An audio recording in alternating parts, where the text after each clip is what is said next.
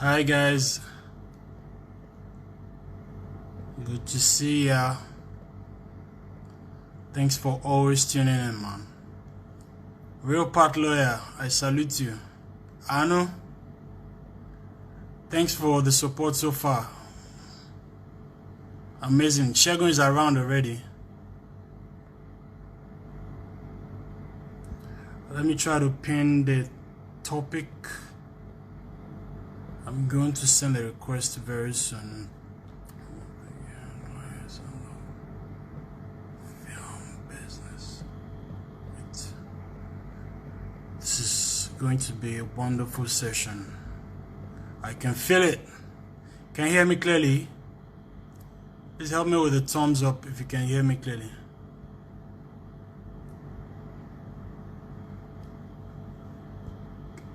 Can you hear me?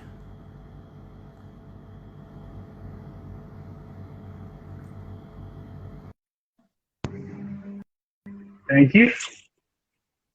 Ready to go. Yo. Mr. Shanks. Yo. Amazing. You came with a bottle of water. I go drink now, right? Then I water on ethanol. So I got water and I got protein. Okay. Amazing, man. You've made my weekend already. Nice. By affording us this opportunity, man. Oh, wow. How's everything? Everything is good. It's good. It's quite sunny in California, and I live in Los Angeles, so it's really beautiful. Yeah. Unfortunately, because of the COVID-19, we can't really go out, so we just got to stay indoors and be thankful for what. So so good. So we're staying safe. We're observing the social distancing and trying to stay alive with our family. Yeah. Exactly. We gotta stay exactly. Man, Shegun, you've always been an inspiration to me, and Lio and also like Falakemi, people who are out there, big territories where entertainment is, well entrenched with the right infrastructure. Bringing you on board to share your thoughts, it's a huge privilege, and I believe that a lot of people tuning in will be able to benefit and possibly have that mind shift that propels them to do something right for their careers. So ideally, the idea is to give information to educate the younger folks who would like to, step into what we are doing already, who would like to work in entertainment, in different areas in entertainment. With Lio, and we spoke about the TV business because she's done a lot of work with the TV business. And I know yourself, you've traversed many areas already, from Nigeria to the agenting business, and now you work at a law firm.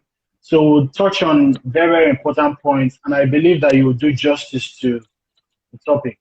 You will do more of the speaking though, so I will just try as much as possible to moderate. I see everybody. I see Deborah, our mutual friend. Deborah, I see. Exactly. Shout out to Deborah. Shout out to Tunde Ibidapo Bay for tuning in. T.I. in the building.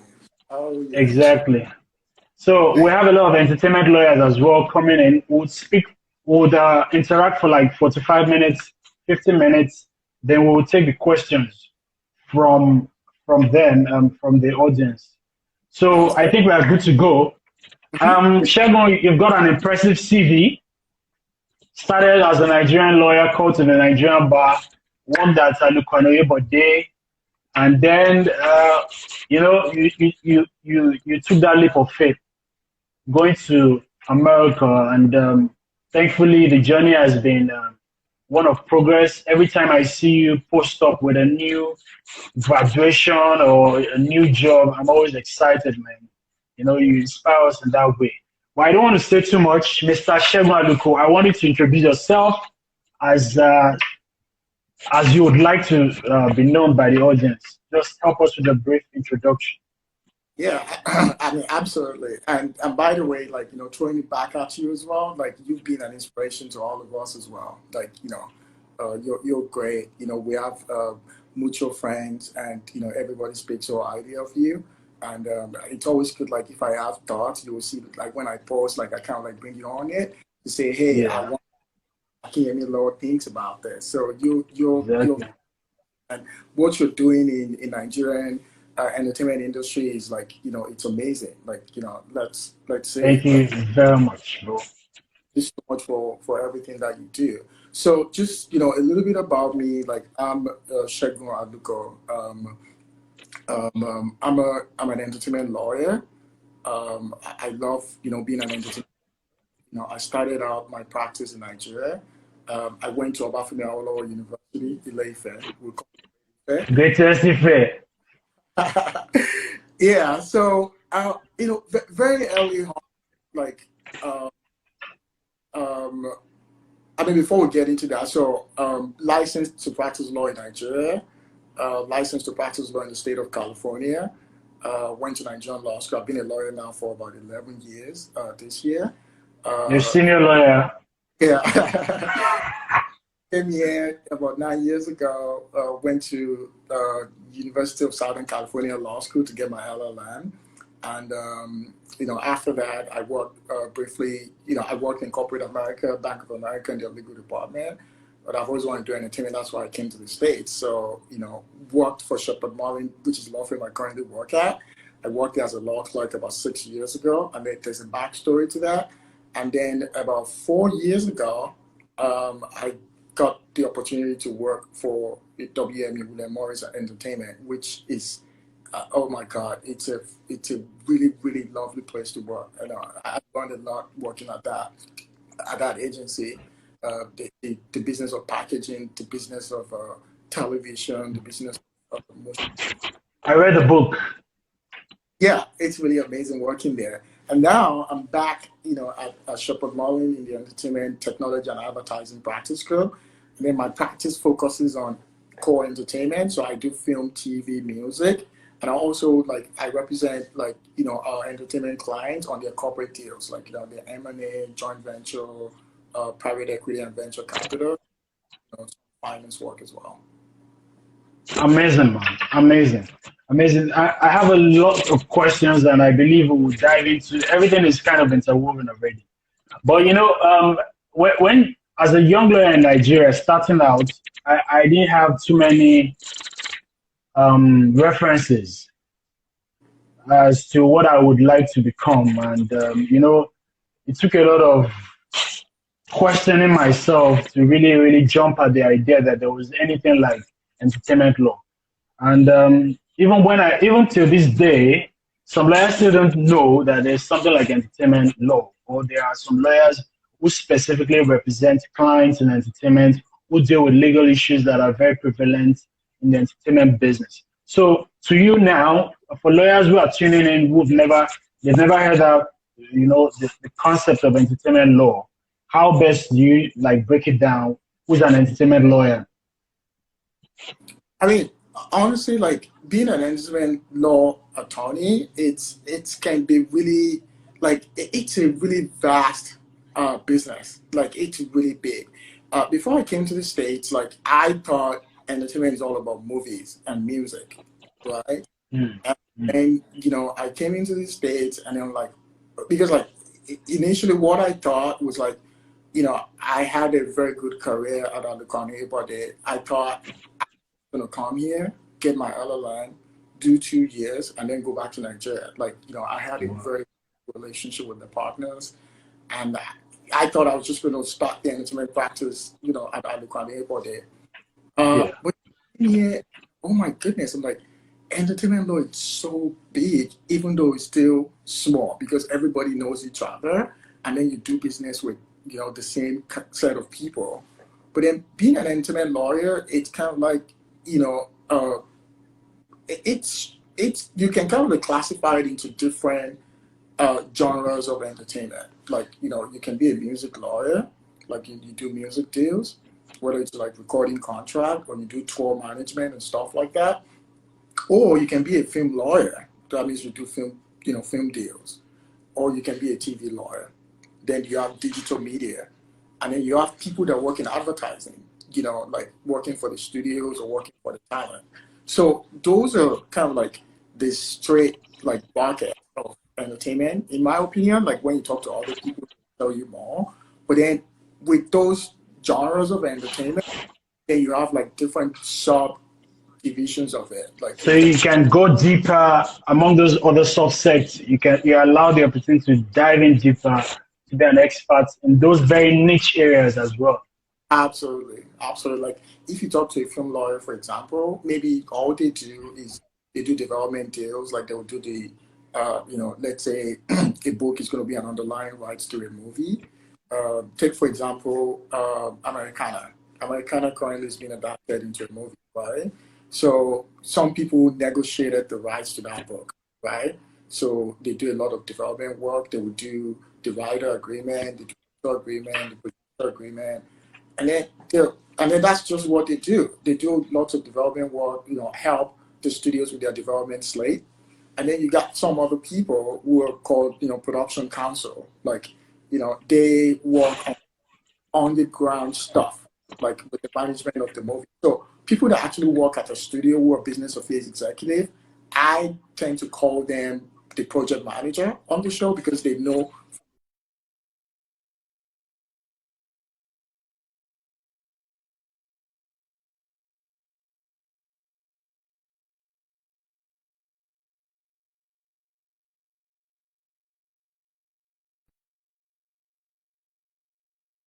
back, or maybe you actually call that the front. Yeah, front end. Why not? Because those are the people that actually work on that how your movies get into the movie theaters, or get into TV in the second window, or into cable, or pay cable, or the CVOD or the SVOD platform, like in the maybe third or fourth window, and then this. So that means on a particular project, we might have as much as like 15, 20 lawyers taking care of different aspects of the deal.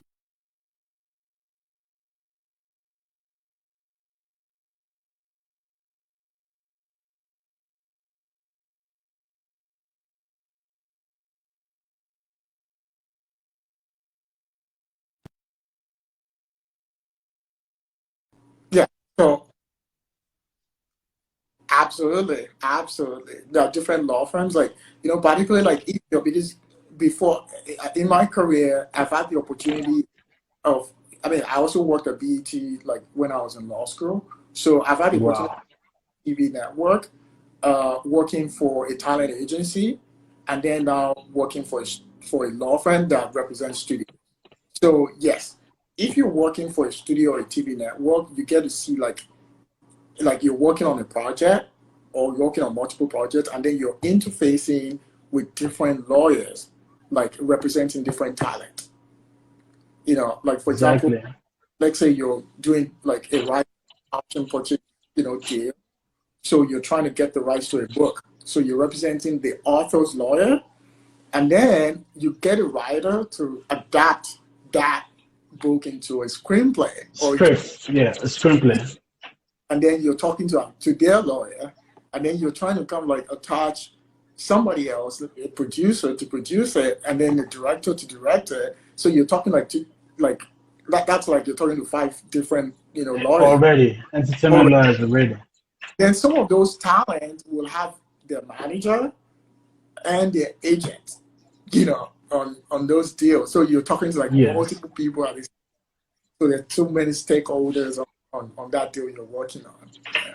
Amazing, man. Thanks for that recap. I think you've already given like a very broad idea to the many roles lawyers play on different ends of the business, from agenting to working in-house, representing the studios and all of that. But again, I would like to ask, when you were practicing law in Nigeria, what prompted, who did you talk to, who spurred the idea of you, going for a master's? What was the ultimate ginger to just take that big jump? Because it's actually a big deal for a young lawyer to say, well, I think I like the idea of being an entertainment lawyer. Now let me go to the biggest entertainment market. Let me try to qualify there. Then let me see if I can work there. So what conversation did you have? What was the giant? What spurred it? What initiated that move? Yeah, so it's actually like I will back up a little bit because like so I grew up in Ibadan, went to Ibadan grammar school, and you know when we were in high school, we used to read lots of books, like novels. We exchange novels, amongst ourselves. Yeah. Like James Hadley Chase. My friends like they give me too much trouble for reading like romantic novels, like Mills and Boone. Amazing. But then there are two particular authors that really, caught my interest, and I read lots of their books. So I read John Grisham, which are more like I think a lot of lawyers, a lot of law students know John Grisham. I read a lot of John Grisham, and then I read a lot of Daniel Steele. So for John Grisham, for me, it's like having like 900 lawyers working for the same law firm. How's that possible? Yeah, that was really exciting for me. I was like, wow, that's really great. Like one day I'll be able to do that. I'll get to that later. Then for Daniel Steele, there was this book, I think it was Chances or Secrets, that kind of like, it's about people like falling in love on set, and then you have these, actors and stuff like that. And that was really, really exciting for me. But also like in high school, I kind of like saw that correlation between entertainment and economic development. Now, I was a kid, like I grew up not rich, we're like lower middle class. And I used to kind of like travel in my mind a lot. Like, I would just imagine stuff that we didn't have. I was like, it could be better this way. So reading, I remember probably reading Family Album by Daniel Steele, and there was this spot about these entertainment lawyers, like, how do I get to be that person that can show that correlation between entertainment and economic development? I was like, oh, you can be a lawyer. That was in high school. I was like, oh, dope. How do I become? So you've always known as far back as high school? Yes. Wow. I knew from high school that I was going to be an entertainment lawyer. So I was like, how do I? And then there was one time I was watching NTA, and this guy, Ben Murray Bruce, came on NTA. And then I was like, it would be cool to be like Ben Murray Bruce, but actually more to be like Walt Disney. Like I used to draw when I was a kid. Like amazing. I want to be part of that process. And I remember Ben talking on TV one day that, the best administrators actually are people who have some kind of like legal background. So I was like, that's interesting. I was like 15-year-old or something like that. About to wow. I was like, oh yeah, that's really, really great. That's what I'm gonna do. So getting into law school, into University of Ife, of African American University back then, I would tell people like I want to be an entertainment lawyer. I was like, oh, what's that? I was like, yeah, that's what I want to be. So I kept doing that. Then I remember one time Mr. Oyebode came to Ife to give a lecture about like the budding lawyer in a global world, right? Amazing. That was like 11 years ago, 12 years, 13? No, that was like 15 years, maybe 16 years ago. That was like my year one. Wow. And I was talking and I was like, oh my goodness, like, and they had about 50 lawyers at their law firm. I was like, so you're connecting the dots from a novel to a partner, a major partner, saying that, and you receiving all that information. Exactly. I was like, damn, like, oh my God, in Nigeria, you got a law firm with 50 lawyers. I want to work there. So I reached out to him, and then, it's history now, like, and that's so since high school, I knew that I want to play in this industry. So every step that I've been taking ever since then is like towards actualizing that goal. Amazing, man. And you've done amazing. Yeah, like you've done great work, staying focused. For me, the introduction to entertainment law was how to my Corey. I always say it anywhere. I think I was in my third year at the University of Lagos, and I saw like a newspaper spread interviewing Audu. I think I was like 20 or 21. because I qualified as a lawyer at 23. So I think I was in my third year in Unilag. Then I just, because I was a musician at that time. Yeah. Then but I was always scared that, man, I'm already 21. I mean, this business is really tough, breaking in. I might not make it as an entertainer. So what is my backup plan? So I thought I could also be like Keke and D1 or even Benmore Bruce. Because at that time, Benmore Bruce was opening up the cinema space in Nigeria. We're saying Silverbird Cinemas. And I was thinking, wow, I could be a lawyer and, you know, maybe own an establishment like that someday. So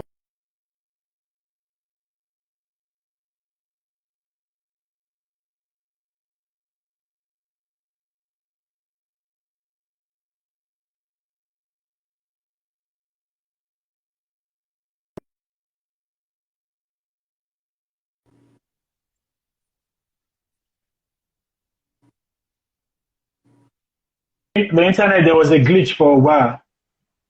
Can you hear me now? Yeah, I can hear you. All right. So I immediately I got qualified at 23. I started being a talent manager, a publicist, and that was my introduction into the entertainment industry. I became a part of the community. And then when I fell out with the talent I was managing at the time, he kind of like said we should suspend what we're doing. And I'm like in limbo, like what's going on? I gave myself a break for like 3 months. Then I just started reading up on what it means to be an entertainment lawyer, going back to that epiphany that I had in my third year. That was how I started slowly building knowledge, building relationships. But again, it takes me to my question. I know you are more interested in the film aspect because anytime you reach out to me, you're always asking about Nollywood, about film. You're always talking about Kunle Afolayan or what's going on in that space. And so my question is, why do you have a particular love for film over and above any other area of entertainment? And if you do, why? Yeah, and also just to go back, like I shout out to my career. It's like back then when I was asking people like, hey, I want to be an entertainment lawyer, people would say, oh, you got to, you got to reach out to Aldo Maikori. Or amazing, yeah. People will also talk about Toyin Suba. Yes. Like, got to reach out to Toyin Suba. Shout out to Mrs. Funke Adekoya. I mean, is that a name? Like she used to do this editorial on This Day, like This Day Law. Yes. Yeah, I think so. That was really, really good. She's a senior advocate now. Yeah, I know. So in terms of like giving people like context within which people can dream, like those stuff really, really helped me. So to answer your question about like why film, and then I had MTV over music. Okay. So for me, it's all about like building infrastructure, right? And that's what Hollywood has. Like you have the studio system. The studio system is like the backbone of the film and TV business here in the U.S. Because they help with first of all they have the infrastructure in terms of like the physical infrastructure of like the sound stages and all that, and then secondly they also have the financial structure like the development process of like getting people on overall and output deals. They also have like the production infrastructure and the process, and then also like the distribution as well. Like for you to distribute a movie in the US, you need at least $25 million for P&A's cost. That's like print and advertising. Wow. So that amazing. To me, as a kid, and then I remember like every time I was going home from Ife to Ibadan, I would pass that Ife Ibadan expressway, and then I would see this expanse of land on the right side, like when you're going back to Ibadan. And then I've always imagined like, it would be nice to kind of like build a studio, like a motion picture studio around that area, that will have like all those like infrastructure, like sound stages, and also like, amusement parks and rides like they have here in Hollywood. So for me, I feel like that has a longer, life in terms of like building value. Yes, so that's why, you know, in a nutshell, I'm kind of like, you know, drawn You more favor film and television over music. over music. Amazing. So thanks right there. Tunde was able to give us the right information. This is Funke Aboyade. That's Yeah, true. But she's also yeah. a senior. Yeah. But she's Shout a out, senior advocate as well. shout out to that woman. I remember when I met her for the first time at Babalaki and Co. We went on an excursion, and they used to, before they moved to BI, they had an office like on Lagos Island. I mean, that was Yeah. very graceful, very loving. And I also remember when I was coming here for my master's, she was one of the people that I reached out to. But her work really, really helped me to kind of like contextualize my dreams. Amazing. Amazing. So, like, you must have followed the story with the Genevieve. But first thing first, are you impressed with what we're doing in Nollywood? Like, are you a big fan of Nollywood? Absolutely. I'm a big fan of Nollywood. Like, shout out to people like Mo Abudu, people like Genevieve Unaji, people like, you know, so many people, you know, that are doing great. I'm kind of like blanking on her name right now, but she's a very good friend of mine. You know, people are doing great in Hollywood. Like, people like Mo Abudu are trying to kind of like provide that infrastructure, like, you know, institutionalize the industry. Bolanle, Austin Peters. People like Kunle Uh, Omoni Oboli, you know, like, yeah. honestly, like, and for, you know, this is the other thing why I'm super interested in Hollywood. Like, I don't intend to live and die here in the United States. Like, I've told people that all the time. Like, people like Rockefeller, people like, you know, Walt Disney, like, people know them here in the States and all over the world because of the work they did. Like, come to think of it, like, if you look at your life like a stock, when you're starting out, you know, in the seed stage, and then you're growing, investors look at you, they call you a growth company. So they give you like real, because like you're still growing, even though you may not be making lots of profit now, but you're still growing, right? But then when you grow so much, you become like a 50-year-old company. They call you value company because you only pay out dividends. You can't take risk. You're just like trying to guard what you already have. I feel like Exactly. Nollywood movie industry is like a growth stock. Like, So there's still a lot of potentials to unlock so for for me, long years to come. it's about being a Walt Disney in Nigeria. You know, like Amazing. build that infrastructure, because I know those opportunities are there. And just like US is like the Hollywood, I mean, like film and TV capital of the world, Nigeria can be the film and TV capital of Africa. Like, we could do great stuff. So my goal is like, I'm going to learn all I can here. And someday, and that's why that relationship with my people in Nigeria, someday Exactly. I just have to go back. Like, all this knowledge, I got to put it back into the system. We'll be waiting for you to come work your magic, and we'll support as much as we can. So do you think Nollywood needs the validation of the West? No. And I'm trying to tie this into what happened with the Genevieve story, the disqualification. Salutes to Aldumaikori. Your name has been mentioned more than like 5 times already.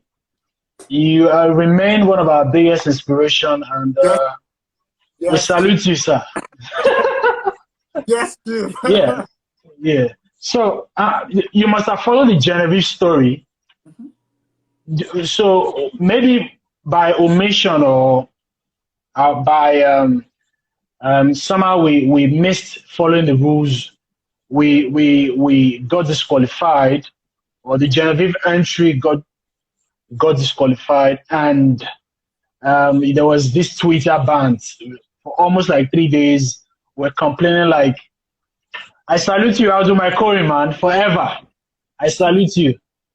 So what do you say to that? Some people were saying we don't need Hollywood, we don't need Genevieve to be nominated. We already know she's great. She had a masterpiece with her Netflix debut as a director, and she did great. That we should stop looking for Western validation for what we do. So what do you say to that? I mean, so there are 2 parts to that question. So the first one is just to explain the rules. Like, the Hollywood rules, for purpose of like qualifying for nomination and winning an Oscar for foreign movies, they are movies that are made in a foreign language. Now, foreign language means not English language because here it's in the US, right? So I feel like the Hollywood people, they forgot that there are many countries outside of the US whose official language is English, right?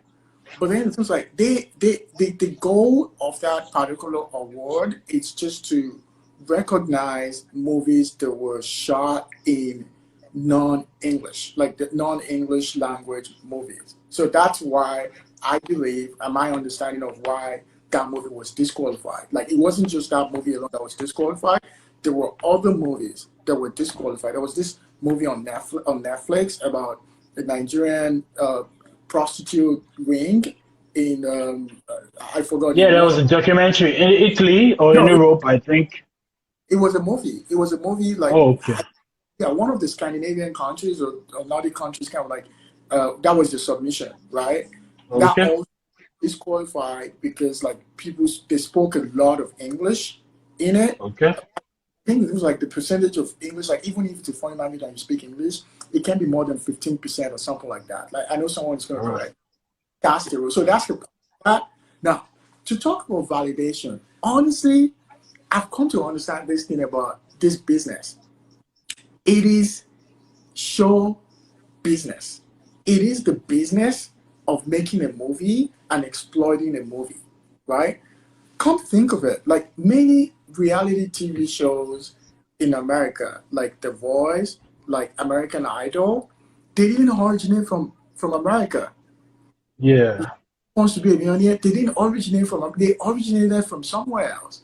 And many times, movies here, like for example, The Good Doctor on ABC was a show from South Korea. And that's the way Hollywood works. Many of these producers, because like they travel and they also have multi-ethnicity, they see other shows in other countries. The many that shows could be of value. Israel, yeah. Like there's this company called Keshet in Israel. WMA represent Keshet, and they have so many shows. Like for example, Homeland. Homeland was an Israeli show. Then that came to the States, and then it becomes really big. So people come to the United States thinking they're trying to get validation because one, it's a big industry. It's a big, and then like shows done in the United States, like they have, no doubt about it. They have better quality. They have better, show value because of the business. So for me, I don't think Nigerian entertainment industry need validation in the US. But if you're doing business, you want to kind of like create something that adds value so that someday, like if it becomes big or somebody was like, oh, this is really good, let me adapt it to the US audience. Everybody does it all the time. That doesn't mean that you're trying to find validation from Hollywood. You're just doing business. I don't know if that amazing. Yeah, I get it, man. That's really, really spot on. So for you, moving over to the US as an entertainment lawyer, what was the biggest investment that you had to make in yourself professionally?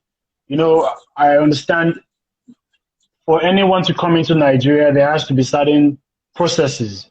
If you want to practice law in Nigeria, if you want to be an entertainment lawyer, to be able to practice Nigerian law, you have to go through the law school program. So what was it for you? You live in Nigeria and trying to play on the global stage, the bigger entertainment markets. What were the investments you had to make? Yeah. So the investment I had to make actually started in Nigeria. I'm not going to lie. Like, I did lots of internships at Aluko Oyebode. Like every time there was an Aluta in Ife and they had to shut down the school, I would go to Lagos and do internship at Aluko Oyebode. So shout out to my friend, the job.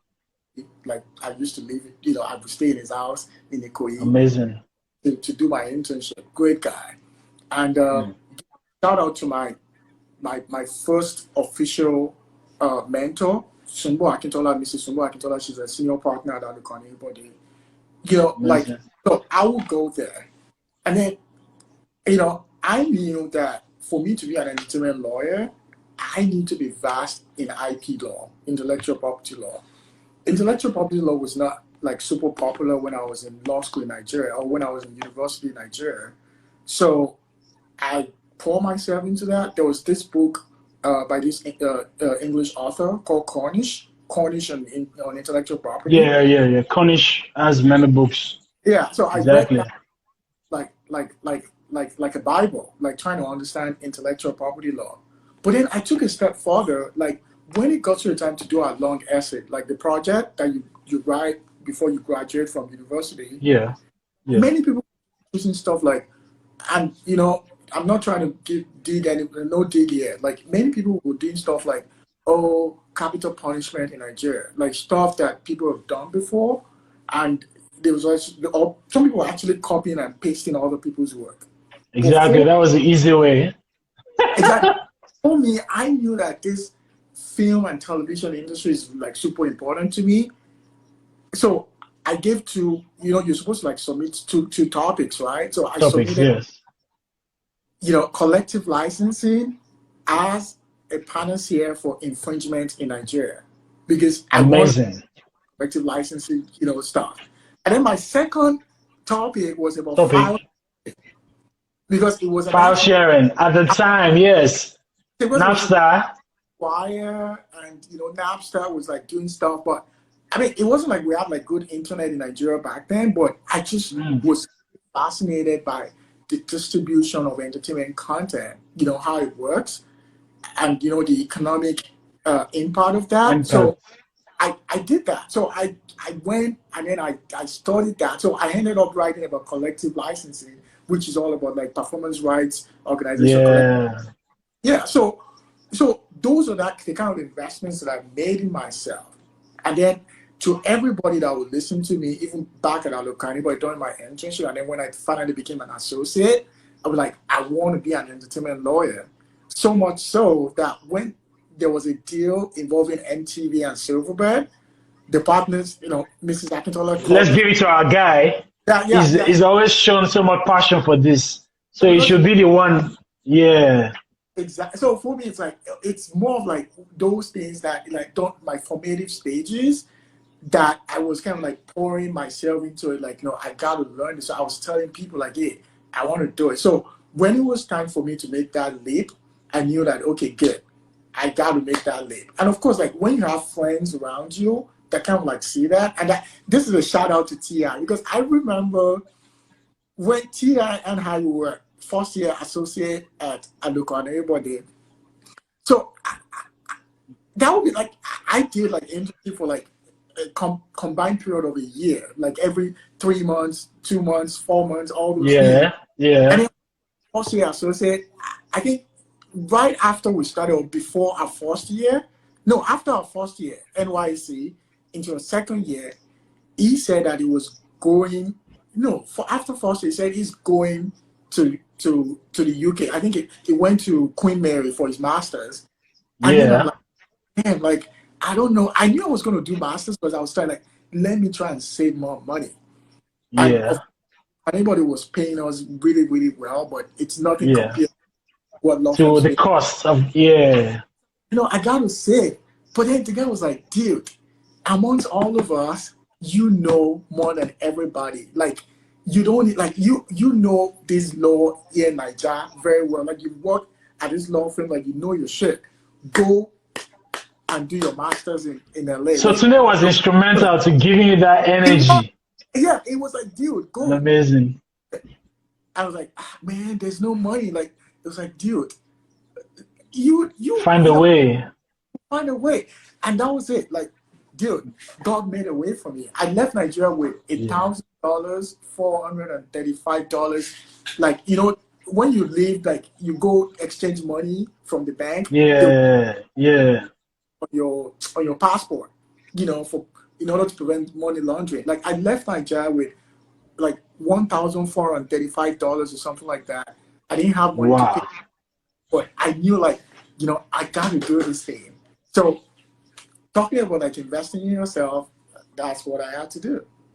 Amazing, man. Like I think we have like 10 more minutes. I know we can't really cover everything, but so far, I think they've been able to pick different points with making an investment in yourself, the role of good friends around you who know your passion, you setting out the goal early. Tunde said it wasn't instrumental. You were instrumental by giving him the ideas, man. Sometimes we need people to remind us of our goals. Like, you want to do this, you have to go for a Shegun. You can't let money stop you from moving over. So I think Tunde is trying to be modest here. But it's okay. Yeah, you're a good guy. Please send your questions. Please send your questions. I have two more questions because we've really touched on many areas now. So what are I know you talked about being able to do mergers and acquisition, starting as a corporate lawyer in Aluko Oyebode, learning about intellectual property. But for you to succeed as an entertainment lawyer, there is the supposition already that you have to be a good lawyer. But again, what are the legal skills that you really have to master for you to, be able to work in Hollywood, for you to be able to work in Hollywood? I'm glad that you asked that question. And I also see that one of my very good friends, Richard Shomade, just kind of like posted that here as well. Like, so as a foreign trained lawyer in the US, it can be really difficult. Very difficult. Because the thing is, like, for the LLM program at most law schools here in the United States, they don't really consider it as important other than making money. It's a money-making, that's what it is. Because like many people coming from Asia, from China, from Japan, from Korea and India to do this program. Very few people from Africa. In my class of like 175 or probably 220 people, including exchange students, I was the only black person, the only African. Wow. In class of 12 at USC Law School LLM program, I was the only black man. Shegun, seriously, man, you've done that. That's big. That's big, man. No, it's not big actually. It's very embarrassing, honestly. No, it's not embarrassing, man. A lot of people are stuck with being in a comfortable place. Not many people have that courage to, go to the far end of the earth to try to equip themselves with that kind of certification. I say it's embarrassing because, like, for me, I'm not this person that likes it when it's like, oh, you're the first person to do stuff. Like, no. Because honestly, I thought me not being the first person to do stuff, apart from being like the first graduate in my family, actually really love to kind of like see other people, do what I'm trying to do, and then I started someone like exactly, like with music in Nigeria. I was like, oh, if Aldo can do this, oh geez, I can do it as well. But just to answer your questions about skill sets that you need, so it was like being an LLM graduate in the US, it's not a surefire way that you're going to get a job. In fact, it's going to be really hard. Why? Because you're competing with JD students. JD is called, for people that don't know, JD is called Doctorate of Law, and that's the program that you do before you can be a lawyer in the US. And it's a second degree, not the first degree like in Nigeria. So for most law schools, for their ranking, it's all about how many JD students can get jobs right after law school. So they don't give a damn about LLM. In fact, if you call them and you say, you call their career services and be like, hey, whatever, they'll be like, oh, just keep trying. So it's really hard for LLM graduate. I'm not going to lie. But there's a way you can distinguish yourself. And it's about the experience you have in Nigeria before you come out here. Right? Because it was like, when I go into these meetings and then I'm talking about mergers and acquisitions, I'm talking about, doing corporate due diligence, I'm talking about corporate finance deals, I'm talking about, sales purchase agreements. I'm talking about licensing deals. And then they're like, oh, number one, I have a Nigerian accent, very thick Nigerian accent, right? and then they're like, oh, because here in the US, I'm not gonna lie, unless if you have a foreign accent, people just look at you like, oh, does he know exactly what he's doing? Except if you have a British accent. Everybody just thinks like, if you have a British accent, you're the smartest person in the world, right? But as a Nigerian person, like I walk into this room with thick accent, I was like, oh, then you start talking about all these deals that you've done before, how you've done syndicated loan financing deals, and it's like, oh, and you're from Nigeria? It's like, oh yeah, I work for the top law firm in Nigeria. It's a legal 500 law firm, IFLR 500 law firm. Like it's a top tier law firm. Like, what are you talking about? Like, I know my stuff. So that will really, really help you. It will really distinguish you, because the thing was like, when you're talking about, I remember during when I was doing my law clerk at Sheppard Mullin, and then we were working on this deal. It's a finance deal. We're setting up a single entity, single picture entity. So it's like a special purpose vehicle in film. And then the guy was like, oh, because, you have multiple people putting money together, we need to draft an inter-party agreement. And it was like, oh, you know what that is? I'm like, you meant like an inter-creditor agreement? It was like, oh, yeah. Like, how did you know that? I'm like, duh. Like, you did that many years ago. I did. So honestly, that's what I think would distinguish you. And then the other thing about this, I did litigation in Nigeria. In fact, I did more litigation than corporate.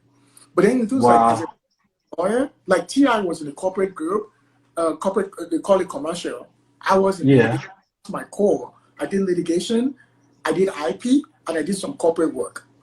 But then the thing was like about litigation is like, it makes you anticipate look risk. at the problems, yes, the disputes, risk, and then you think. So when you kind of like transition into doing transaction work, that's how you're thinking about like, oh, how do I cover my butt? Like when you're doing deals. So and then as a first year lawyer back then, like we'll do all the corporate due diligence. So even though as a litigator, you're also looking at all those agreements, like the finance agreements and stuff, and then you're kind of like analyzing them, like very, very, very important. And also I feel like your corporate legal skill are very they're transferable to the US than your litigation, because like in Nigeria, for example, we don't do lots of discovery and interrogatories, depositions and stuff. We don't do all those things, right? But here in the US, in fact, fewer cases, like for civil litigation, fewer cases go to court. Everything's like during the preliminary stage. That's like you can spend time doing that before it actually goes to trial. That's what I meant to say. Like you do a lot of deposition and stuff like that. So unless I'm able to resolve it. Yeah, and it's very, very specific. So unless you want to be a litigator in the US, then yeah, your litigation skills will also help. But for me, I feel like your corporate skills, like working on those licensing deals, doing those corporate due diligence, doing a lot of finance deals, like working for all those, whether it's mid-tier law firm or a top-tier law firm in Nigeria, will really, really set you apart when you move to the States. Amazing, man. I think we're almost at the one hour mark, and we should give them for like questions and answers for like 10 minutes. But on the final notes, okay, yeah. Like, all right. Because like, somebody just said, would you recommend J instead of LLM? See, the thing is like, honestly, because I actually had to make that decision in my career here, because it was really, really difficult. Like, people be like, oh, you don't have a JD? Like, well, I thought for a second, like, maybe I should go back to law school and get a JD. But I was like, oh my God, I spent 5 years in Nigerian university to study law. I know my stuff. I spent another 1 year in Nigerian law school, that's 6 years. Then I came here, I did another 7 years, and you want me to go back and do another 3 years for JD? I'm like, no, I'm not. Wow. But I was like, see, I want to play in the big leagues. How do I do that? And guess what I did 4 years ago? I went back to school. I got an MBA. I went and do an executive MBA at UCLA Anderson, and it's one of the things I've ever made in my life. I'm not gonna lie. Amazing. So, also because how long did that take? How long did that take? The MBA? It took me 3 years. That's major investment as well. Yeah. Please, if you have any questions for Segun, please, because I want us to always keep it under 1 hour so it's not boring and people can go over on YouTube, watch all the episodes we've had.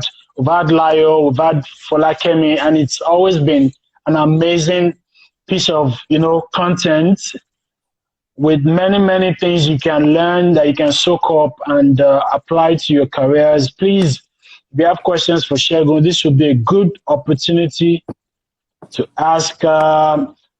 Before any question comes, I know Segun plays a lot of tennis. He likes to visit museums and what else do you do for fun, really? You're not always... You just said it. Like, I love... Okay, so fun, like, I'm kind of like a little bit nerdy. I love to read. I love to read a good book. I've been reading a lot of, like, self-development books on leadership. Just finished rereading Art of Seduction. I'm reading this book called Happiness. And this book about meditation, they just recommended it to me. I love... Like, meditation is really, really good. Like, being present, being still in your mind. I've been practicing that, and of course, like I love tennis. Like I wish, like because like at my school, I'm talking about like putting contextualizing things. Like in Ibadan Grammar School, we had a tennis court, but then like I didn't grow up rich. I couldn't afford a tennis racket, so I've always known in my mind like someday I'm going to invest in this. And then I remember back then, like my friends would talk about Pete Sampras, Andre Agassi, and stuff like that. So I'm like, okay, I'm going to invest in this. Like, so I started, doing like tennis. Like I started like taking it seriously about 2-3 years ago. Yeah. And then I love it. Like I thought I was going to go to the Indian Wells like a couple of weeks ago, but then COVID-19 kind of like So sorry about that, man. Yeah. That's affected everyone. I talked speaking to Deborah, like maybe we're gonna visit New York if we can do it this year for the US Open, and next year, for example. So we'll hang out, there. And then the other thing that I love visiting museums because it just helps you to like expand your mind. Yes, I love work of art. Like it's mind blowing. I'm like, oh my goodness! Like artsy people are like the best people in the world. Then I love to also go see a good performance. Like I have season tickets to Amazon and Kirk Douglas, and I watch good performance. I was like sometimes I watch a TV show with the lady or watch a movie. So, yeah, that's cool, man. Segun, like this is loaded. There are some questions for you, though. What went into your decision to get the MBA? Has it helped your law practice? I think you've answered that, but you can still touch on that. Yeah, just to reiterate, like, at that point, like 4 years ago, I was just like, okay, I know I want to be an entertainment lawyer. I'm already an entertainment lawyer, but one day I want to run a company. Like, I want to run a studio, and I want to run it out of Nigeria someday. And then I'm like, okay, how do I sit in the bigger rooms, like, with these heavyweights in the industry? And then I did my research. I was like, most people who run companies, who sit in the C-suite, they have an MBA. So, the C-suite is where we belong. So I'm like, oh, okay. And I feel like MBA will be additive than going back to do a JD, right? So that's what I did. I just went back, got my MBA, and oh my God, I'm not gonna lie to you, like it's great. Like my specialization was on finance, entrepreneurship, and strategy, and it's just amazing. So even now, like when I'm advising clients, I'm thinking from an entrepreneurial perspective than just doing like the straight legal work. Like I'm good. I understand the risk, but then at the same time, I understand that how to get the money, how to do business. They're trying to grow, whether it's at the seed stage or they're doing like series, financing. Like I'm thinking like that's those are my thought process, and I feel like this MBA, it's really helped me. And then like amazing, man. Why I decided to go back to the law firm, because I get to practice what I've learned, with my MBA. Different areas as well, different areas.